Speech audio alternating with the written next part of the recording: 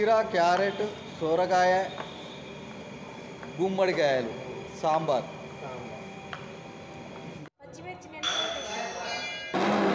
పచ్చిమిర్చిని మిక్సీ అయితే పట్టుకొని పేస్ట్ లాగా అయితే రెడీ చేసి పెట్టుకోవాలి. ఎర్ర గుమ్మడికాయలు, ఈ గుమ్మడికాయలు అయితే కొట్టే గుమ్మడికాయలు. గుమ్మడికాయలను అయితే చిన్న చిన్న ముక్కలుగా అయితే కట్ చేసి పెట్టుకోవాలి.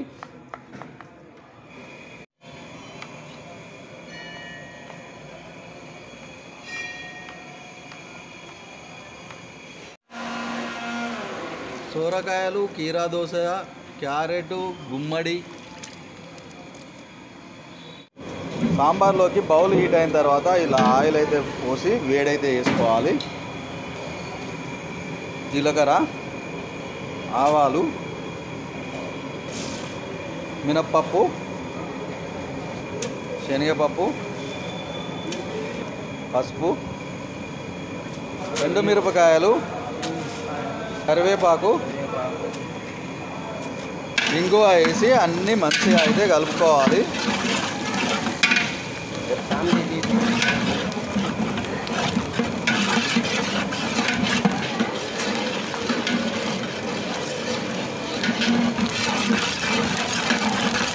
నడవండి మాట్లాడే పోకు.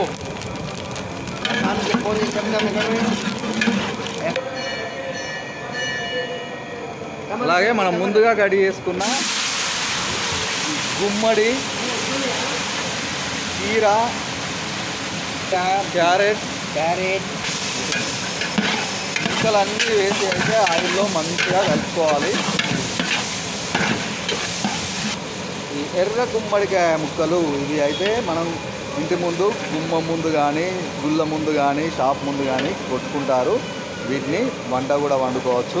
ప్రజెంట్ అయితే సాంబార్ అయితే వేస్తున్నాం దాంట్లో. అలాగే సరిపడేంత కారం పొడి అయితే వేసేసుకోవాలి. సాంబార్ మసాలా పొడి, కారం పొడి కాదు. సాంబార్ మసాలా పొడి అయితే యాడ్ చేసుకొని మంచిగా కలుపుకోవాలి.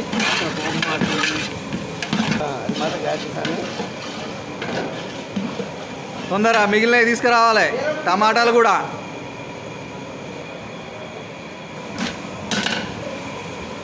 క్యారెట్లు ఉన్నాయి ఇందులో, అల్గా ఉండి ఇవి పైన ఉన్నాయి. క్యారెట్ అడికెళ్ళి కలుపు. అలాగే టమాటా కూడా యాడ్ చేసేసుకోవాలి. అలాగే మనం ముందుగా పట్టి పెట్టుకున్న పచ్చిమిర్చి పేస్ట్ని అయితే యాడ్ చేసేసుకోవాలి. కలుపు.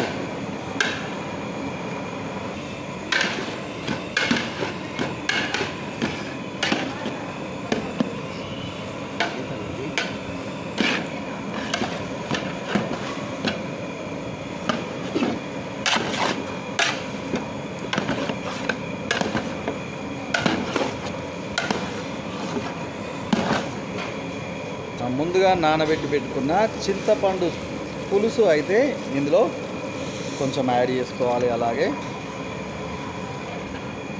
యాడ్ చేసుకున్న తర్వాత మంచిగా అయితే కలుపుకొని వేడి కానివ్వాలి. అలాగే ఇందులోకి సాల్ట్ని అయితే ఒక 1/2 kg వరకు యాడ్ చేసుకోవాలి. నిజ ధైర్యం వస్తలేదు.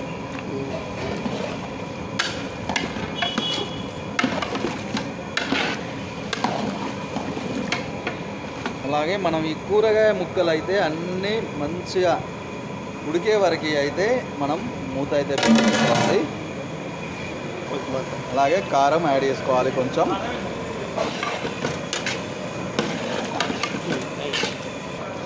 ఇలా కూరగాయలు ఉడికేటప్పుడు అయితే మధ్య మధ్యలో అయితే ఇలా మూత తీసి కలుపుకోవాలి మంచిగా.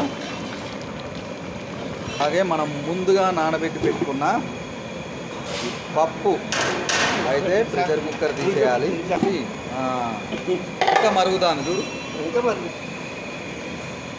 సాంబార్లోకి పప్పులో వాటర్ అయితే యాడ్ చేసేసుకుంటున్నాం. అలాగే కొంత పప్పు కూడా.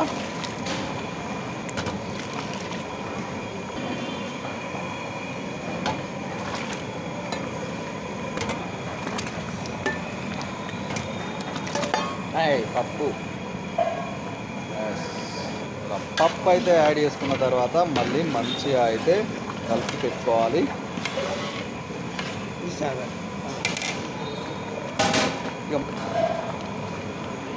తర్వాత మనం సరిపడే అన్ని వాటర్ని అయితే సాంబార్కి యాడ్ చేసేసుకోవాలి. యాడ్ చేసుకొని మంచిగా కలుపుకొని మూత పెట్టుకొని మనం ఒక ½ అన్ అవర్ వరకు అయితే మరిగించుకోవాలి.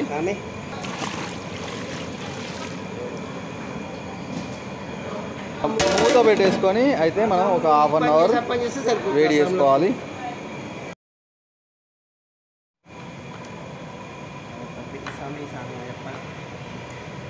లోపల తీస్తాను, బయట పొట్టు కూడా తీసేస్తా.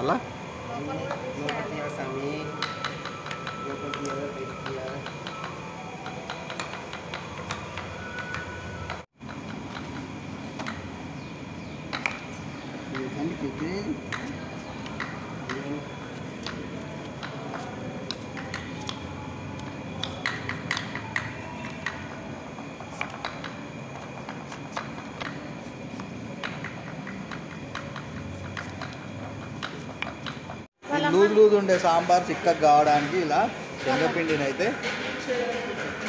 మంచిగా బజ్జీల పిండిలా కలిపి పెట్టుకోవాలి.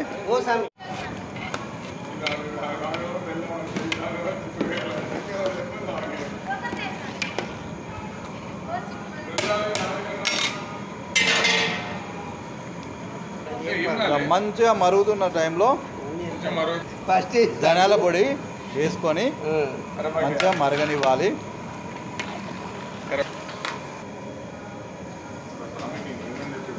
బెల్లం ముక్కల్ని అయితే యాడ్ చేసుకోవాలి.